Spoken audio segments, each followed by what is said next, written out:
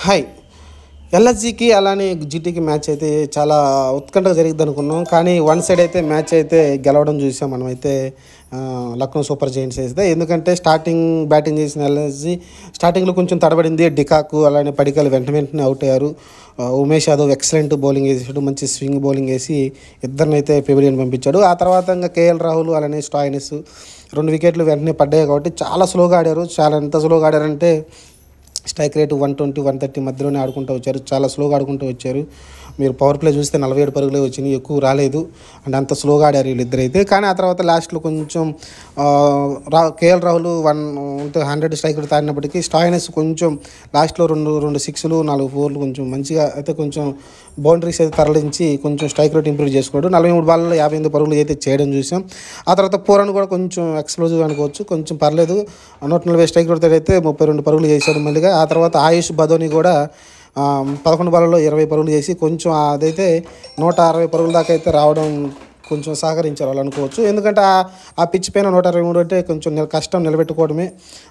కానీ నిలబెట్టుకున్నారు. వాళ్ళని 130కి ఆల్అవుట్ చేశారు గుజరాత్ టైటన్స్ అయితే. వాళ్ళు మరి ప్రెషర్ సిచ్యువేషన్లోనే అయ్యారా లేకుంటే టార్గెట్ తక్కువ ఉంది స్లోగా ఆడదామని మైండ్ సెట్తో వచ్చారా అని. కానీ ఓవరాల్గా అయితే వాళ్ళు కొంచెం 130కి ఆల్అవుట్ అయ్యారు. స్టార్టింగ్ ఓపెనర్ పార్ట్నర్షిప్ నిదానంగా స్లోగానే స్టార్ట్ అయింది. వాళ్ళు కూడా చూస్తే మీరు పవర్ ప్లేలో స్కోర్ అయితే వాళ్ళకైతే రాలేదు పెద్దగా ఏమి. ఎందుకంటే వాళ్ళు కూడా 54 పరుగులే వచ్చినాయి. అలానే సాయి సుదర్శన్ శుభ్మన్ గిల్ మధ్యన 53 పరుగుల పార్ట్నర్షిప్ వచ్చింది 39 బాలల్లో. పర్లేదు అనుకున్నాం. ఆ తర్వాత సడన్గా అయితే వికెట్లు అయితే పడడం కంటిన్యూషన్ అయినాయి. ఆ తర్వాత విలియమ్సన్ కానీ లేకుంటే శరత్ అనే కుర్రాడు కానీ ఇంకా ఆ తర్వాత విజయశంకర్ వచ్చి కొంచెం ఆడే ప్రయత్నం చేశాడు కానీ నిలబడలేదు. అతను కూడా అవుట్ అయ్యాడు. వరుస వికెట్లు అయితే పడుతున్నాయి. రెగ్యులర్ ఇంటర్వెల్స్లో వికెట్లు అయితే పడుతూనే ఉన్నాయి. ఎక్కడ కూడా మ్యాచ్ ఆడుకునే ప్రయత్నం చేయలేదు. యాస్టాగూర్ అయితే బ్రిలియంట్గా వేశాడు. ఇతను కూడా కొత్త కుర్రాడు, మంచి బౌలింగ్ వేశాడు. అలానే కృణాల పాండ్యా కూడా 3 వికెట్లు తీశాడు స్పిన్ బౌలింగ్ తోటి అయితే. చాలా ఈజీ టార్గెట్ అవుతుంది అనుకున్నాం. కానీ జీటీ ఇలా ఎందుకంటే ఎక్కువ నాకు తెలిసి శుభ్మన్ గిల్ మీద డిపెండ్ అవుతున్నారు వాళ్ళైతే. శుభ్మన్ గిల్ ఒక మంచి నాక్ ఆడితే వాళ్ళైతే మ్యాచ్లు అయితే గెలుస్తూ వస్తున్నారు. కానీ ఎప్పుడైతే శుభ్మన్ గిల్ ఫెయిల్ అయ్యాడో మ్యాచ్లు అయితే ఓడిపోతూ ఉన్నారు. చూడాలి. ఇప్పటికైతే 5 మ్యాచ్ల్లో 2 మ్యాచ్లు గెలిచారు, 3 మ్యాచ్లు అయితే ఓడిపోయారు. మ్యాచ్ తర్వాత వరుసగా 2 మ్యాచ్లు అయితే ఓడిపోయారు జీటీ టీం అయితే. చూడాలి.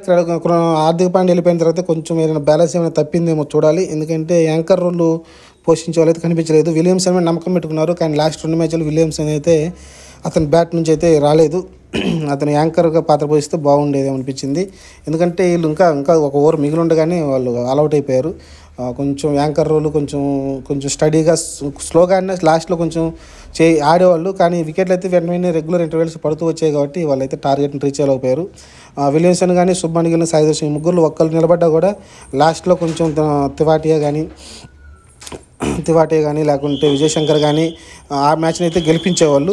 కొంచెం 10 per over ఉన్నా కూడా గెలిపించేవాళ్ళు. కానీ అన్ఫార్చునేట్లీ వాళ్ళలో ముగ్గురు అవుట్ అవడంతో అయితే లాస్ట్లో వాళ్ళు హిట్టింగ్ చేశారు కానీ పెద్ద టైమింగ్ కావట్లేదు. స్పిన్ బౌలింగ్ బాగా వేశారు, స్లో రన్ బాల్స్ బాగా వేశారు కాబట్టి వాళ్ళకైతే టైమింగ్ కావట్లేదు.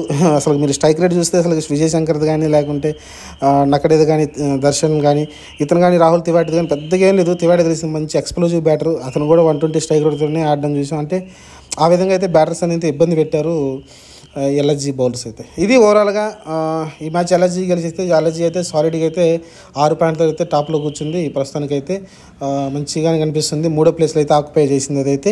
ఇంకా జీటీ అయితే కిందకి పడిపోతూ వస్తుంది. స్టార్టింగ్లో మ్యాచ్లు గెలిచినప్పటికీ ఆ తర్వాత వరుస ఓటములతో అయితే ముందుకెళ్తూ ఉంది. చూద్దాం మరి మళ్ళీ మ్యాచ్లు ఏమైనా కొంచెం ప్లేయర్స్ని మార్చుకొని మళ్ళీ సరి చేసుకొని ముందుకు వచ్చి మ్యాచ్లు గెలిచే ప్రయత్నం చేస్తుందేమో.